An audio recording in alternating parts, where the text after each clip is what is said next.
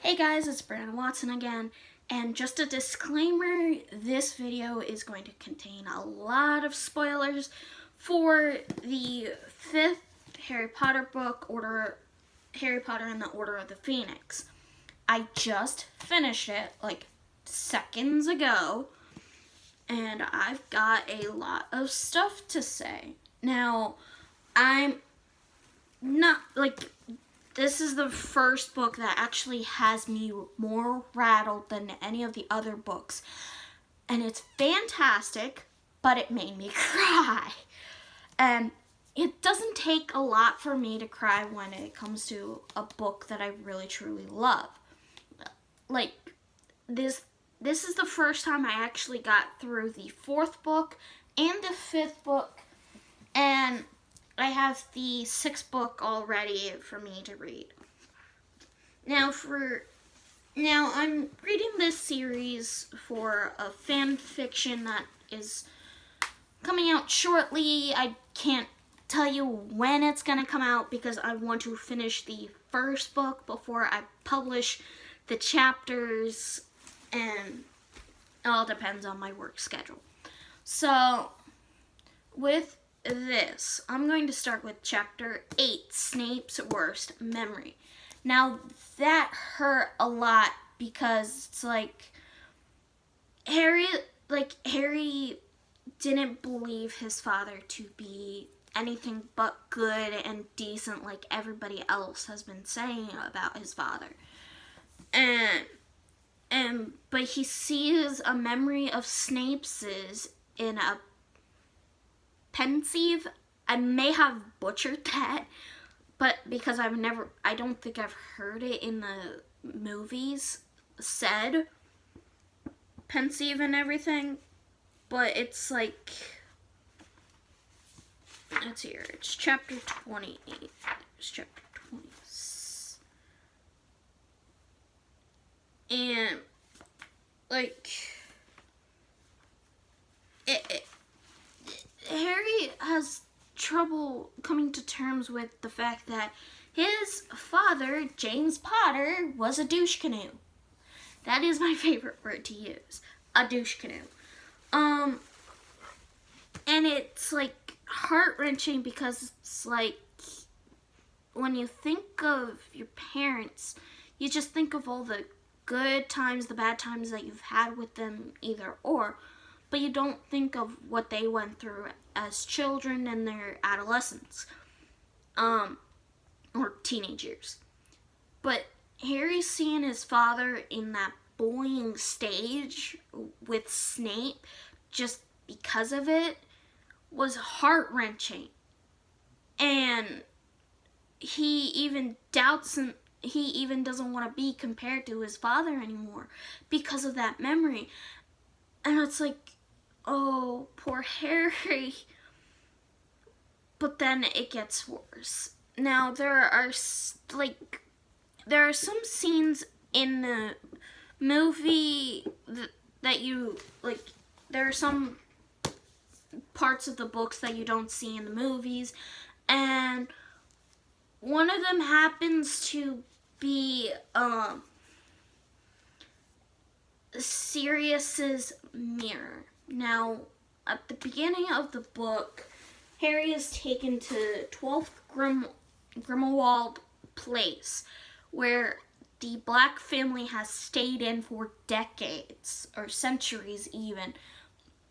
And when Sirius returns to it, he's not in a good place. Now, they return back to Grimmauld Place after Harry sees his vision of Arthur Weasley getting attacked by Nagini, Voldemort's snake. Like, no joke, it's like so sad. And after that, they use a port key that Dumbledore creates to take them back to Grimmauld Place.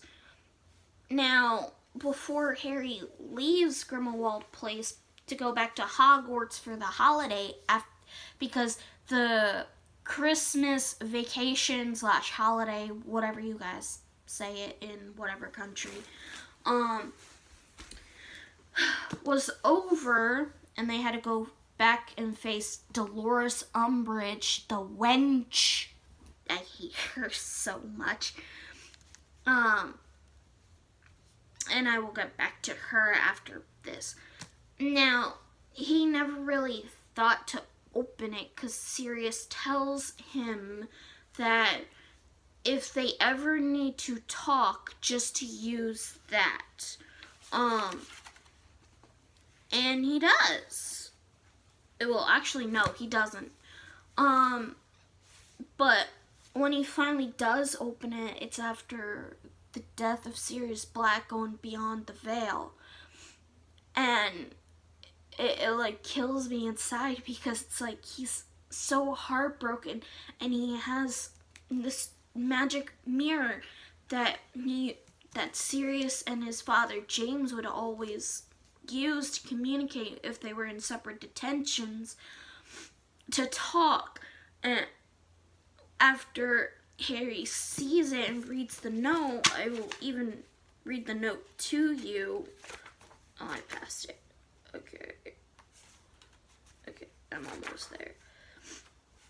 This is a two-way mirror. I've got the other. If you need to speak to me, just say my name into it. You'll appear in my mirror, and I'll be able to talk in yours. James and I used to use them when we were in separate detentions. Now, it's heart-wrenching, as you can tell, because I'm almost in tears again, because when I read that, I was crying. And it's like, Harry had such high hopes to be able to talk to him, even past death, but clearly he wasn't able to because he goes to Nick, nearly endless Nick, to talk to him about death. Now, only wizards can go and become ghosts, and Sirius wouldn't want to do that because of who he is. He was willing to die for the people he loved, and he was not afraid of death, which is very noble of him.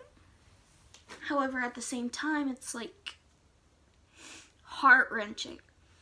Now, here's where I'm mad. I hate Dolores Umbridge. I think she's worse than Voldemort, which I'm sure most Potterheads think as well after seeing the movies or read the actual books. Now, here's another scene that's missing from the movies, where Dolores Umbridge, after Harry calls out in class the very first time and has a week of detention, that Voldemort is back while Dolores is trying to get everybody to say, oh, he's a liar, everything.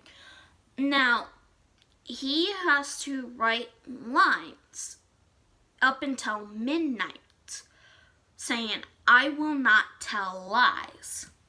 And as he's writing using Umbridge's special quill, it's starting to show up on his hand. Like his right hand, no joke. And it's engraved right there. And it's like, oh gosh, I feel so bad for him. And another thing that you don't see in the movies is the fact that Malfoy, Crabbe, and Goyle all turn into slugs on the train when they're going back to Hogwarts. And, I mean, back to King's Cross Station, platform 9 3/4. And it's like, you son of a gun, are you kidding me? And, like, there's so many parts in this movie, in this book, that should have been in the movie to make it better, because I've heard from everybody that The Goblet of Fire is the best movie, but Order of the Phoenix is not as what it should be. And now I understand why they say this. Because there are major important parts in the book that should have been in the movie. And there are some parts in that movie that could have been taken away in place for those specific scenes. And it's like, just mind-boggling. Like, are you kidding me? Like, it could have made it 10 times better. And it should have been 10 times better with those scenes that they excluded from the movie. Ugh. But it's just so heart-wrenching at the same time, because Harry's going through a major grieving process, and I can't wait to get started on this and read more.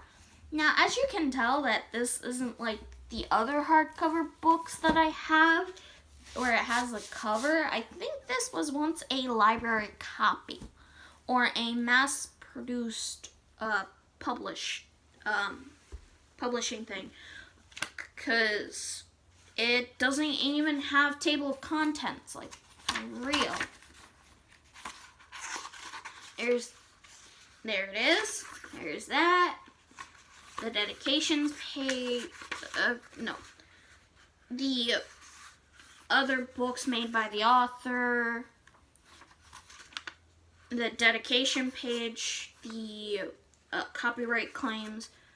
And then where there should be a table of contents, there ain't one. Which is sad, because I like having the table of contents for reference. But thankfully, I was able to write them all down in my separate little notebook.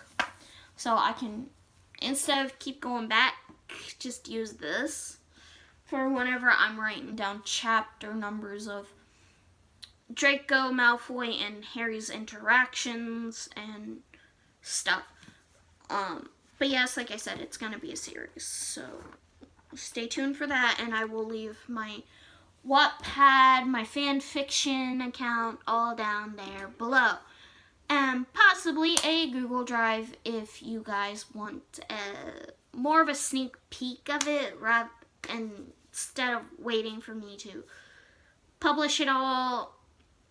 So that's up to you guys. And yeah, I still have a Hogwarts stocking up there. I saw it at Target and had to get it because it was half off, because it was after Christmas, and I need it. I just wish I could like have it embroidered with my name up at the top besides Hogwarts. And that pretty much does it. So, I'm also creating some other stuff, using my little fat quarters, and with my sewing machine. I'm still trying to figure everything out. Yes, that's a plate. Leave it alone. But that pretty much does it for this video. I love you guys, and I'll see you all next time. Bye!